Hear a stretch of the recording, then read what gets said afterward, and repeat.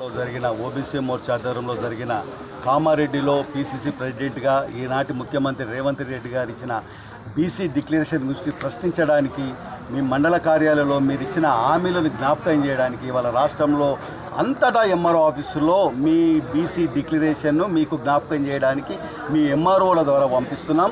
కేసీఆర్ గారు చేసిన మోసాలనే నేను కూడా ఆయననే సేమ్ ఆయనలాగానే జిరాక్స్లాగా ప్రవర్తిస్తానంటే బీజేపీ ఓబీసీ మోర్చా కానీ ఎస్సీ మోర్చాని ఎస్టీ మోర్చా కానీ బీజేపీ పార్టీ కానీ ఊరుకోదని తెలియజేయడానికి ఇవాళ మేము మొదలుపెట్టాము. మేము ముఖ్యంగా రేవంత్ రెడ్డి గారికి ఒకటే చెప్తున్నాం, నువ్వు ఇచ్చిన హామీలను నెరవేర్చకపోతే బీసీలకు గౌడ్స్కి ఇస్తున్న 5 ఎకరాలు ఏమైంది, బీసీలకు ఇస్తున్న రియంబర్స్మెంట్ ఏమైంది, విద్యార్థులకు ఇస్తున్న 10 లక్షలు ఏమైంది, మత్స్యకారులకు ఇస్తామన్న లోన్లు ఏమైంది, ప్రతి కులానికి ఒక్కొక్క హామీ చేసినాం. మేము ఒకటే ఇవాళ ఓబీసీ మోర్చా రాష్ట్ర అధ్యక్షునిగా నేను ఒక నిర్ణయం తీసుకున్నాం. ఫస్ట్ మీ కలెక్టర్లకు, సెకండ్ కలెక్టర్లకు ఇస్తాము, మూడో